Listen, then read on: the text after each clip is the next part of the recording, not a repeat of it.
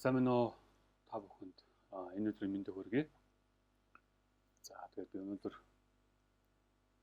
сэтгэл зүйн талаас нөгөө одоо цагийн хүч гэдэг зүйлийн тухай ярих гэсэн. За тэгээд хүний сэтгэл санаа ер нь дандаа яаж өвтөлөө бид нар мэдж байгаа хүн одоо цагтаа ер нь байж чаддаггүй. Яагаад гэвэл бидний сэтгэл санаа үргэлж ийш тийшээ өсчиж тэмүүлж яадаг. За нэг өнгөрсөн гэдэг тавьчтэй. Өнгөрсөн.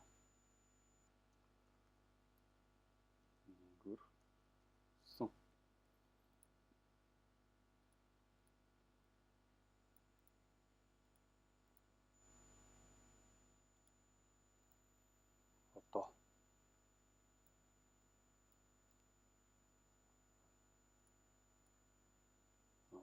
ирээдүй.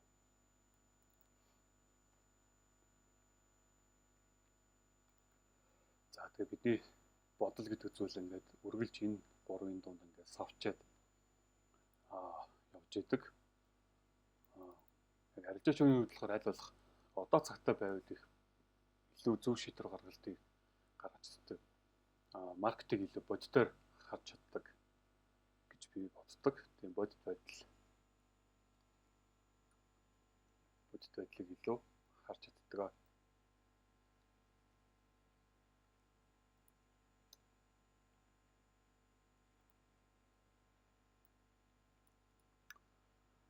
Та бүхэн бүгд мэдж байгаа яг арилжаанд ингээд орхон юм ч юм уу, арилжааны үеэр ч юм уу, арилжааны дараахан ч юм уу бид нар яадаг вэхээр дандаа нөгөө сэтгэл санаа маань ингээд ирээдүйн рүү эсвэл өнгөрсөн рүү аялаад яваад хүчдэг. Одоо шин та арилжаанд орсон байлаа гэж бодоход танд айдас гэдэг зүйл төрж ингээд бүгдээр бодоод үзээ л тэ айдас. Айдас гэдэг зүйл юунаас үүсэж байгаа? Өнгөрсөн болсон үйл явдлаас дөрөөлөд ирээдүйд тухайн зүйл дахин давтагдахыг гэдэг үзэл бодлоос эсвэл бодлоос үүснэ бий болж байгаа. Тэгэхээр энэ мөчид бид нар яаж ч винэ гэхээр ирээдүйн цаг руу сэтгэл санаа маань явчих гэсэн үг. Тэгэхээр нэгэнд бие маань одоо байгаа ч гэсэн сэтгэл маань ирээдүйн рүү явчихаар бид нар яаж винэ гэхээр маркетинг бодит тусаар харж эхэлнэ гэсэн үг. За тэгэхээр яадаг вүлээ? Типигээ зөөдөг арилжаанаас эрт гардаг гэх мэт одоо цагтаа байж чадахгүй байгаас болоод бид нар яадаг вэ гэхээр шийдвэр гаргалт маань дахиад буруу болоод эхэлдэг. Яг ингээд арилжааны анализ хийж явах үед хүртэлтэй бид нар ингээд айцтай их автагдсан байх юм бол магадгүй өмнөх нэг 2-3 хоногт ингээд алдагдал хүлээсэн байх юм бол яг хоо айц дээр тулгуурлаж шийдвэр гаргах магадaltaй. Өөрөөр хэлбэл бидний сэтгэл санаа яасан гэсэн үг вэ? Одоо цагтаа байж чадахгүй өнгөрсөн рүү явчихж байна гэсэн үг. Энэ нөхцөлд бид нар яаж ийм гэхээр маркетинг бодитоор харж чадахгүй өнгөрсөн дэх айц дээрээс сурж мэдээлэл гаргаж байна гэсэн үг. Одоо магадгүй яг таны анализын дагуу яг ингээд за энэ ста яг орох цаг чи болчлоо шүү гэдээ хахад мэдгүй дээ одоо ингээд энийг зогчих юм байлаа яаж чих юм байлаа гэдэг гэх мэт айц биднийг яах нь маркетинг бодитоор харах чадвар маань үгүй гэдэг бас зөв оролт хийх гэх мэт чадвар гэдэг бас давхар үгүй гэж идэг байна. Тийм болохоор та үргэлж өөрийнхөө сэтгэл санааг арилжааны өмнөх ч юм уу нэг яг аль цагт яваад байна гэдэг бас нэг шалгаад үзчихүүлэх зүгээр байдаг. Тэгээ та бүхэн мэдж байгаа. Би нөгөө сэтгэл зүйн тест гэдэг өмнө нөгөө бичлэг дээр оруулсан байсан. Тэндээс ингээд харах юм бол та одоо яг өөрийгөө ингээд хаана байгаа сэтгэл санаа чи яг одоо хаана байгаагаа маркетинг илүү бодитоор харж задлан шинжилж дүгнэж чадчихэв үү? Анализ хийж чадчихэв үү гэдээ бас мэдчих болно. Одоо шинэ миний хувьд өнөөдөр ингээд арилжаанд орохын өмнөх ингээд 3 шалгуур харж байгаа. Ингэж яахгүй нэг тийм хайхрамжгүй маркетинг үл тоосон би чадна гэсэн бардамжил төрж байна. Тэгээ хор уршигтай бардамжил гэдэг зүйл яг миний дотор төрөөд байна гэж. Тэгэхээр би энэ дээр жишээ нь одоо яаж ийнэ вэ гэхээр би одоо цагтаа байж чадахгүй байна гэсэн үг. Өөрөөр хэлбэл би яаж явахаар өөрийгөө маркетээс илүү дээгүүр тавиад те бардамлалтаа автагдаад би одоо өнөөдөр ярьж байгаа бол хэлбэрхан авчнаа гэд өөрийгөө ирээдүйн рүү шидчихэж байна гэсэн үг. Одоо цагтаа огт байж чадахгүй байгаамаа гэдэг би мэдчихэж байгаа. За тэгээд жоохон бойжсэн дахиад энэ надад бодол төрж байгаа байхгүй. Төвчээртэйгээр оролтоо хүлээж байна. Өөрийгөө маркетинг дээгүүр тавих бардандал ажиглагдж байна. Тэгэхээр энэ дээр би яасан байх нөө ингээд бардандал гэдэг тийм сэтгэл зүйн төлөв байдал надад төрж ийна гэдгийг би бариад авчиж байгаа. Бардамналыг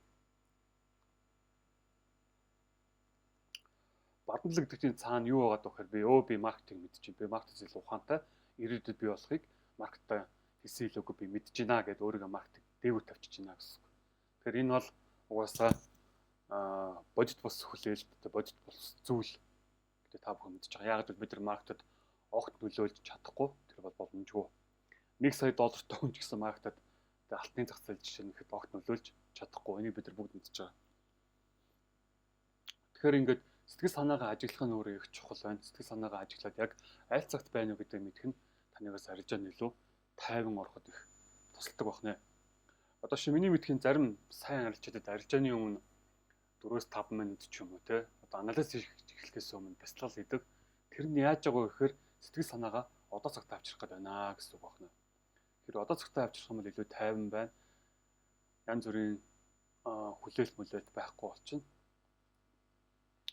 Одоо бид нар нэг өөртөө үүсгдэг фантаз буюу нэг хийсвэрлэл, тэг хийсвэр хүлээлтийг бодит бас хүлээлт юунаас олж үүсэж байгаа юм. Бид нар сэтгэл санаагаа эрдэс цаг дээр авьяаснаас болж байгаа шүү дээ. Одоо магадгүй өнөөдөртөө би дансаа 10x гэдэг ч юм уу те. Эсвэл 5x гэдэг өөртөө фантаз үүсгэжлээ шүү дээ. Энэ нөхцөлд та яах вэ гэхээр одоо цагтаа байж чадахгүй, маркетинг бодитоор шинжилж чадахгүй, үргэлж ирээдүйн цаг руу харах болно. Инээс үүдээд буруу шинжилгээ хийх эсвэл зөвхөн ашигн дээр төвлөрөх гэдэг ч юм уу те. Тэр зүйлсийг авна. Ашигн дээр төвлөрж байгаа хүн яах вэ? Эсэл гэдэг зүйлийг хоёрдугаар тавьж эхэлнэ. Одоо миний энэ видеог ингээд янз бүрийн төвшөнтэй янз бүрийн хүмүүс үзэж байгаа байх. Ер нь ингээд маркетад тодорхой цаг хугацааг та өнгөрүүлж эхлэхээр ашигыг эхлээд боддог байсан бол алдагдлыг ихэн тавьж эхэлдэг. Алдагдлыг. Тэр 10x нь 5x нь нэг тийм чухал биш болж эхэлдэг. Яагаад тэгэхээр алдагдлыг тэргүүн тавьжээд эрсдлээ менежмент хийж энэ зах зээлд удаан амьд үлднэ гэдэг ер нь хүн ойлгоод эхэлчихдэг. Алдагдлыг төрүүлж харж байгаа хүнтэй алдагдлыг зөв менежмент хийхийг хамгийн түрүүнд ашигаас урд тавьж байгаа хүн болохоор илүү бодиттой тооцоол илүү сэтгэл хөдлөлт багтаагаар арилжаанд орж чаднаа гэсэн санааг бид эндээс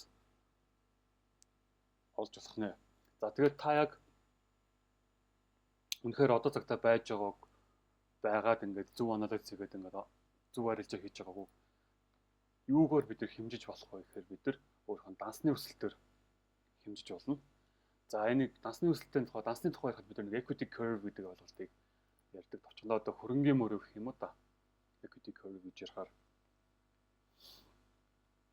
За equity curve-ийг ерөнхийдөө хоёр зүйл тодорхойлж байгаа тийм. Мэдээж мөнгөн дүн, цаг хугацаа.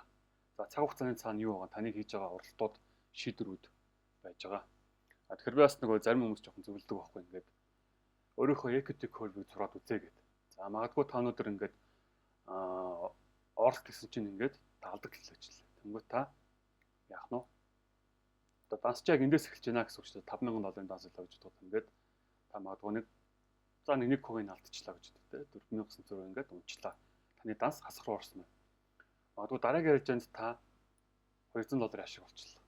Тэнгүүд яах вэ? Таны equity curve эрэг болж эхлээд ингээд ашигнд орж эхэлж байна гэсэн. Тэг яагаад ингэж би хүмүүст нэг ингэж equity curve ингээд дансны өсөлтөд өөрөө зурж үзвэ гэж зөвлөдөг гэхэд нөгөө яг ямар шийдвэр гаргаснаас болоод тэг ямар олон буруу шийдвэр гаргаснаас болоод таны данс ингээд унаад байгаа юм бэ? Ямар шийдвэр гарах үед илүү дансны өсөлт сайн ажиглагдж гин вэ гэдгийг анзаараасаа гэдэг үднээс ингээд энийг хөтлөөрөө зөвлөдөг. Аливаа зүйлийг юмнесийг илүү бодитоор харахад илүү тусалдаг гэх юм уу. Эцэст бидний гол зорилго ч одоо ингээл дансаал өсөх гэж байгаад байгаа шүү дээ. Эндээс өдрөөс бид нар бас юуг харж болох вэ гэхээр бидний дансны өсөлт бол яг ингээд чарттай адилхан байдаг. Өсгөөдөө өсөөд, унах үедээ унаад, өсөөд унаад. Түүнээс биш яг ийм нэг шулуун шугамаар явдаггүй гэдгийг ингээд 70 дахь хувьсартаа өөрийн сэтгэл зүйдээ ингээд суулгаж байна гэсэн үг. Тэгээ та бүхэнд бас би энэ equity curve-ийг тооцоолдог энэ Photon Trader-ийн гаргасан энэ симуляторыг бас нэг ажиллаад үзээрэй гэж зөвлөх гэсэн. За жишээ нь тэгэх юм бол та илүү яг ингээд өөрийнхөө арга барилтай холбоотой ч юм уу дансны өслөгийг илүү бодитоор харж эхэлнэ гэсэн үг. За магадгүй таны win rate 50% байлаа гэж бод тээ. За risk to reward чинь за 3 гэж бодчихтой. Нэгийг харцсан 3. За нэг арилжаанд гаргаж байгаа эрсдэл 0.5% гэдэг ч юм те. За энэ 5% гэж бодчихтой. За магадгүй бүгдээрээ за сарын дотор нэг 20-30 арилжаа хийлээ гэж бодъё л те. Таны капитал $1000 байлаа гэж бодъё. За тэнгууд ингээд энэ симулятороо ингээд гүйлгэж байна. За хамгийн байж болох сайн дүн явах нь та $1000 сарын дотор $1443 болох боломжтой байна. Хамгийн сайнаар те гэж бодлоо гэхэд 18 дараас ялалт те 18 ялалт авч болж юм. Энд нэг лосс бас байх магадaltaй шүү. Хамгийн best result нь. За тэгээд хамгийн зөв хувилбар нь юу байх вэ те? 4 дараас нь жишээ нь ялалт байж болж байна. 4 дараас нь бас ялагдал байж болно шүү гэж хэлчихэж байгаа байхгүй юу? 32 данаас 4-т нь алдаж болно шүү. За хамгийн муу result нь бүгдээр юу байх харъя л тэ. Тэгээ max drawdown дээр 5%-ийг сарын хугацаанд алдаж болно гэдэг ч юм эсвэл 2 дараас нь ялалт байж болно, 8 дараас нь ялагдал байж болно шүү гэх мэт ингээд бодит симуляц ингээд ингээд хараад болчихж байгаа байхгүй. Тэгэхээр эндээс бас бид нар юу харж байгаа вэ? Арилжаа гэдэг бол нэг тооны ухаан юм аа, тооцоолол юм аа, датаны ухаан юм аа, мэдээллийн сургуулга юм аа гэдэг бид нар харж байна. Эндээс нөгөө журнал хөтлөх нь бас ямар чухал юм бэ гэдгийг бид нар бас харж болж байна. Тэгээс дээрэс нь ингээд нэмээд хэлэхэд ингээд бидний нэг сэтгэл зүй гэдэг зүйл болохоор ингээд нүдэнд харагдаж гарт баригддаггүй. Бид нар энийг ажиглаж ээжлэлээ барьж авдаг гэсэн. Яг таны арилжаанд яг таныг яг юу хоошин татаад байна вэ? Айц уу, баримлал уу, эсвэл зөвхөн ашигн дээр төлөвлөсөн фантаз уу гэх мэтийг харахад тусалдаг гэсэн үг. Би болохоор өмнө нь ингэж боддог байсан байхгүй юу? Хамгийн сайн арилжаач ингэж хэнийг хэлэх вэ гэхээр ингээд ямар ч алдагдaltaгүй ингээд дансаа ингээд сайн үсгэж чаддаг арилжаач хэлнэ. Одоо юу гэдэг байнга 10 дараалж 20 дараалж 40 дараалж ялдаг тэр арилжаатай би хамгийн сайн арилжаач гэж боддог байсан байхгүй юу? Одоо бол тэр бол худлаа гэдгийг би ойлгочихж байгаа. Одоо шинэ би миний хувьд бол хамгийн сайн арилжаач ингэж хэнийг хэлэх вэ гэхээр 5-аас 10 дараалж алдсан ч гэсэн арга барилтай үнэнч яг өдөр болгон одоо 7 хоног болгон эсвэл нөгөө өөрөө хардаг паттерны гарч ирэнгүүт л яг тэрнийг л төлөвлөөд дараад урдаг арилжаач би сайн арилжаач ингэж хэл.